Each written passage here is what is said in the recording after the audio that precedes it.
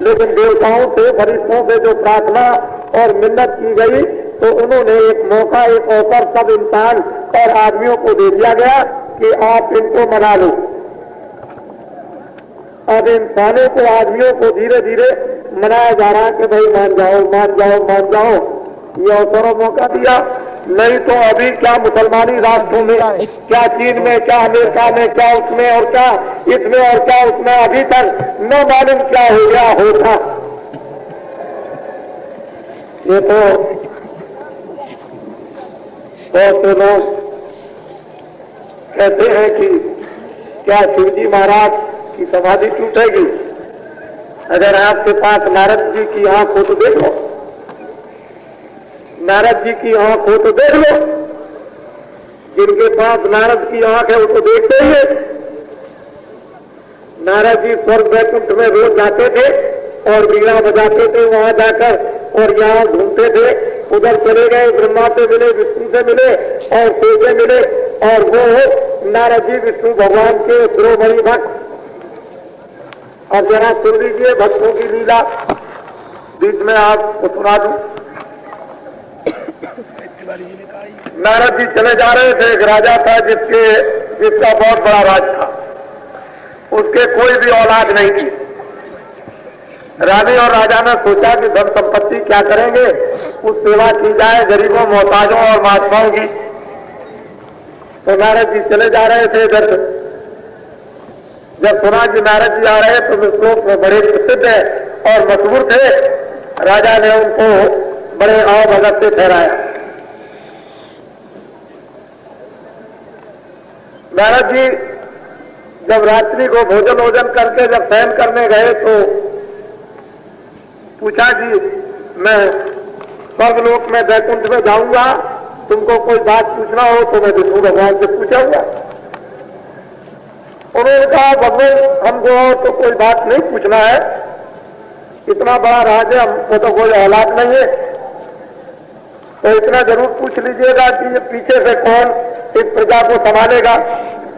नारद जी ने ध्यान लगाया, विष्णु लोक में गए, वहां जाके दर्शन किया और बहुत देर तक उनके पास रहे। जब चलने लगे तो पूछा कि भगवान मृत्युलोक में एक बहुत बड़ा राजा है, उसके कोई संतान नहीं है, तो उस राजकाज को बाद में कौन चलाएगा?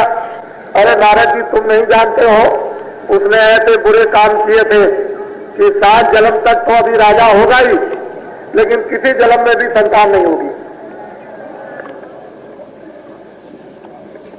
नारद जी आए, जब इधर आ गए तो राजा ने कहा कि भगवान कुछ कहा है? कर ले। अरे राजन क्या करें, विष्णु भगवान ने तो ये कह दिया है कि अभी तो 7 जन्म होंगे और उस राजा के किसी भी जन्म में कोई संतान नहीं होगी। नारद जी अपना सुबह उठे, कमंडल उठाया और चल पड़े। उन विचारों ने सोचा कि नारद वाणी कभी न हो मिथ्या। जब नारद जी ने कह दिया विष्णु भगवान से पूछ करके तो ये कभी मिथ्या नहीं हो सकती है, तो चलो देखा, गरीबों की सेवा करो। तब तक एक महात्मा साधु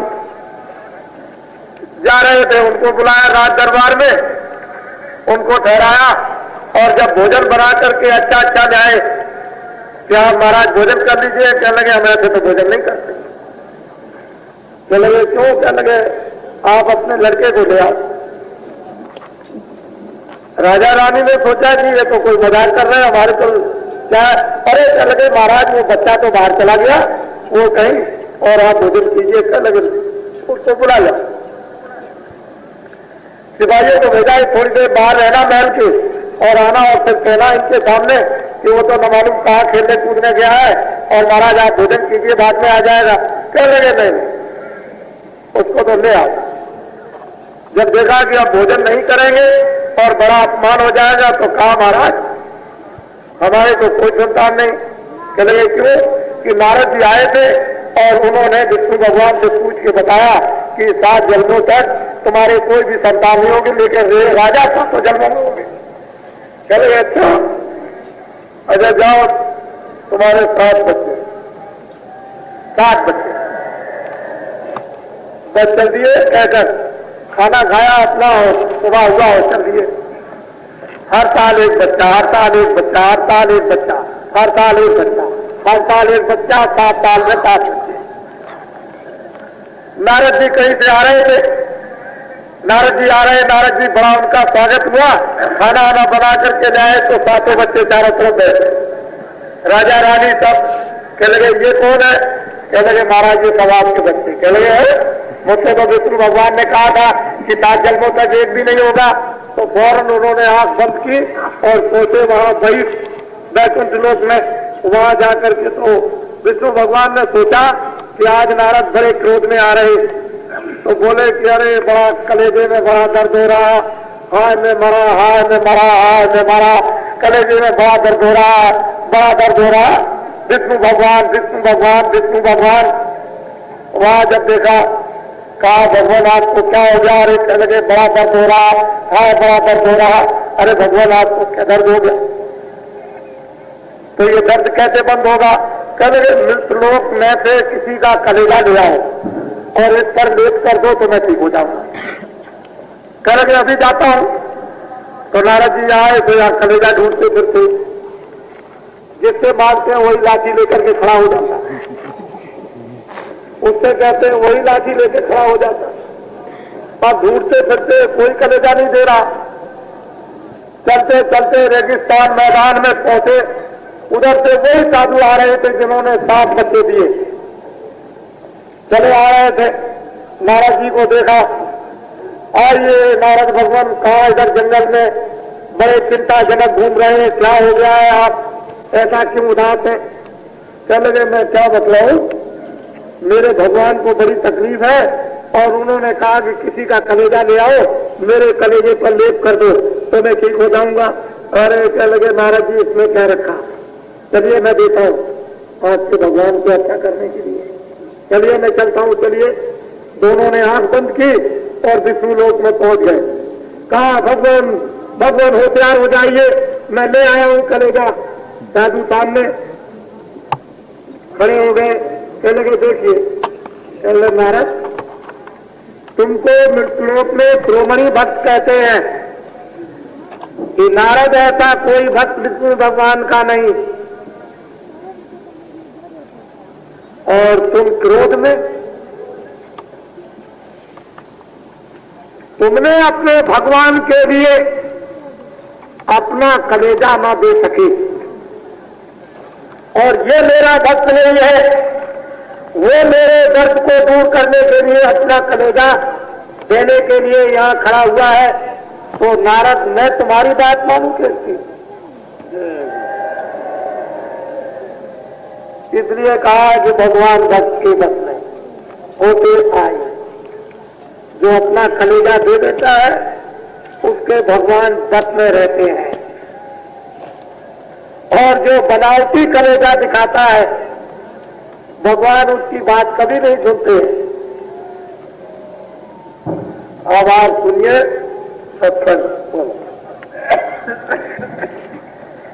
अब चली तीसर पर्दा खोल, सुन मंडल का सुन लिया बोल। दोनों आंखों के पीछे जीवात्मा रूह बैठी हुई है, दल कमल में पहले मुकाम पर जहां खुदा भगवान विराजमान है, जिसको शिव और शक्ति कहते हैं, उस मुकाम को भी पार करके दूसरे मुकाम पर पहुंची, जिसको मुसलमान रब कहते हैं और हिंदू उसको धर्म कहते हैं। उस मुकाम से भी जब दीदार दर्शन करके आगे चली तो आगे कहते हैं अल्लाह। संतों ने उसको पार ब्रह्म कहा। उस तीसरे पर्दे पर ये जीवात्मा रूह इन मुकामातों पर पैर सफर करती हुई और ऊपर पहुंचती है, और क्या देखती है इसको आप सुनिए। ये जीवात्मा क्या है, ये रूह क्या है, और कहाँ बैठी हुई है और कैसे उड़ती है।